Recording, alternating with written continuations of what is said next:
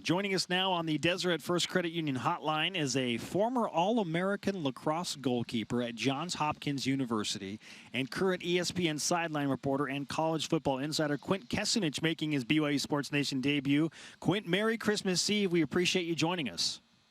Yeah, Merry Christmas and good morning. Beautiful day here in Honolulu, and we're excited for this game. It's kind of a standalone Hawai'i Bowl on Christmas Eve, and there'll be a lot of eyes around the country watching this one. Certainly so. Quint, I think you're the first ever former Baltimore Thunder lacrosse player we've had on the show. So that is you're true, making yes. history. We're super excited about this. Yeah, my one regret, I'm not a collector, but my one regret is I don't have my jersey from my brief little foray into professional indoor lacrosse, because I know in a couple of years my daughter's going to go around looking for it. I wish I had it. We'll look for it on eBay later today. We'll try and find that for you. Let's talk about this matchup. Vegas has it as a pretty even. Yeah, it's around. This is a pretty even matchup. Vegas has this 1.5 to 2.5. Hawaii 9-5, 15th game, 9th home game. BYU coming in at 7-6. Had some really nice wins earlier in the year. Discovered itself midway through the year, and then has sat on this San Diego State loss where only produced 3 points against a top 10 defense. How do you feel about this matchup between Hawaii and BYU today? It's interesting. I never look at Vegas until I do some homework. I'll watch some tape, kind of make an imaginary line in my own mind, and then compare it to what Vegas says. And usually Vegas is the smartest of the smart. So I think this is an accurate, the good BYU team can win this game by 7 to 10 points. The bad BYU team that we've seen can lose this game by a touchdown. So their inconsistency is tough to gauge. Hawaii motivation favors the Rainbow Warriors. So this is a game, a rivalry game. They're at home, looking for 10 wins. So I think emotionally what's at stake favors Hawaii. Talent perhaps favors BYU. But that line is accurate. My only inclination would be maybe we're not going to see as many points, 64.5 as Vegas predicts. Quint Kessenich, ESPN sideline reporter, with us on BYU Sports Nation. Quint, when you look at the quarterback matchup specifically, which QB do you feel like will impact the game more today? Cole McDonald for Hawaii or Zach Wilson for BYU? Good question. We spent time with Zach Wilson yesterday, and I'm confident that he's going to play better. I think he's going to have a strong game. I didn't love what I saw against San Diego State, obviously dealing with the thumb injury, his grip strength, coming off the shoulder surgery in the offseason. He's finally healthy, and I think the last 3 weeks have really been beneficial for him. So I think he can finish up the sophomore season with perhaps his best game. Meanwhile, Cole McDonald has been inconsistent. A lot of picks early in the season. I think he had 4 in the Arizona win. He had 3 against Washington. This is a turnover-prone Hawaii team, but they've cut back in that department. What Cole does well is distribute the ball in the run and shoot. A lot of short passes. His accuracy over the top outside of the hash marks has not been great this season. And BYU did a great job last year against the Hawaii slot receivers. They'll press them at the line. They'll put a safety over the top. And they'll actually play more man coverage than typical. There's a BYU team, as you guys know, this season that's been heavy rush, only 3, dropping into that zone coverage with their long linebackers, tipping a lot of balls, 15 interceptions. So I think they're going to dare McDonald to throw the ball over the top and try to take away some of the underneath routes. It'll be interesting. He's been inconsistent. He's got the arm talent, ugly decisions at times. But I think the good news for Hawaii is they have Chevin Cordero behind him, who's more than a capable backup. This is a young man who came in and threw for over 300 against San Jose State. So McDonald starts. He's the guy. But if he doesn't play well, look for a quick hook. Zach Wilson, Quint, has never thrown an incompletion in any bowl he's ever played in, volume of 1. Do you think we'll see an incompletion today? I do, and I would say it would happen on the second series.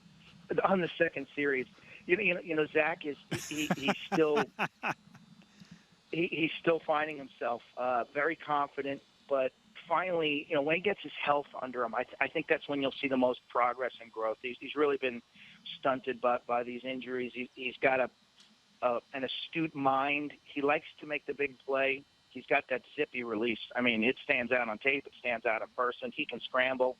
They've been moving him more lately because the offensive line hasn't been holding up as well. I was amazed watching tape of their last game how often they rolled him out. And he can do that. But this will be interesting because, last year BYU ran the ball effectively to the perimeter against Hawaii. And so I think Hefo on the jet sweep and on the reverse could be the main difference maker in this game. We're talking with ESPN sideline reporter Quint Kessenich as BYU gets ready to take on Hawaii in the 2019 SoFi Hawai'i Bowl. Quint, BYU owns wins over Tennessee, USC, and Boise State this season, then losses to Toledo, USF, and San Diego State. When you look at all of that, can you sum up what the national perception of BYU is right now? I just think it's inconsistent because, you watch the USC game. I remember watching it live. The overtime win, the win over Boise stacks up as a really quality win. We had their game at Utah State, the wagon wheel game. They played so well that day. Jaron Hall got the start. He got banged up at halftime. Baylor Romney comes in and does a nice job in the second half. The defense was pressured Jordan Love, the outstanding Utah State quarterback. It was an impressive showing. And so, as I said earlier, on their best day, this is a team, a BYU Cougar team, that I think can play with anybody. If they play their best game, I'm confident they will win this by at least a touchdown. But they've thrown enough clunkers, and they've struggled in the offensive line. They've struggled to develop any kind of running game. Their defense is kind of a bend-don't-break, where they're dropping and almost giving possession time to the opponent. So, I worry about Hawaii going on some just drastically long, monotonous, slow, short passing drives, and keeping this game close. But the national perception, I think, is you don't know what to expect when you watch this Cougar team this year. Hey, long drives on the field, long drives to and from Honolulu out here. That's just what happens, right, in this city. Let's finish with this. What other storylines, given your conversations with BYU coaches and players, stick out to you going into this game? Kalani Sitake talking about how chippy practices got and how they kept their foot on the gas during their bowl prep. I like to hear that. I like to hear that this team is sharp. When you come out here to Hawaii, there's a lot of distractions. He emphasized hydration, sleep, and nutrition. Players have their families here. There's a lot going on. But I think this group has the mindset to put all those distractions aside and come out and play well. The one thing that stood out to me defensively is that I think you're going to see, typically this season, BYU's played coverage. They've dropped, and they dare you to run it. And the biggest question mark in my mind is, does Hawaii have the patience with their head coach, Nick Rolovich, who's a run-and-shoot guru? They like to chuck it around. But if it's a light box, if BYU only puts 5 and 4 in the box, is Hawaii willing to run the ball and take the slow games as opposed to playing to their ego and chucking the ball around the park? There's a couple personnel issues I think we got to keep our eye on in this game. There's some health issues on the Hawaii side, a player or two that, day-to-day type things. And then the BYU, my question is, Matt Bushman and Kairos Tonga, these are potential NFL guys. Do they play? Apparently they're going to. How much do they play? We've seen players, so to speak, tap out in some of these bowl games a little early or beyond a pitch count, a limited snap count. So it'll be interesting to see how much Tonga and Bushman, do they play full and go 100%, or is there time? I think Bushman will play, but I worry about Tonga not playing the entire game.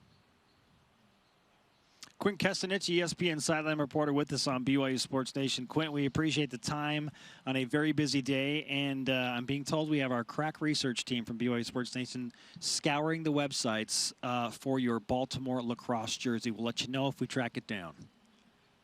Gentlemen, BYU has a fine club lacrosse team. I've never gotten the opportunity to cover them, but they're very successful in that MCLA. And as you know, Utah has added a men's Division I program. My former assistant coach at Johns Hopkins, Brian Holman, leading the Utes to Division I, and that's been a big boost for college lacrosse. So the Utah Valley now is becoming a hotbed.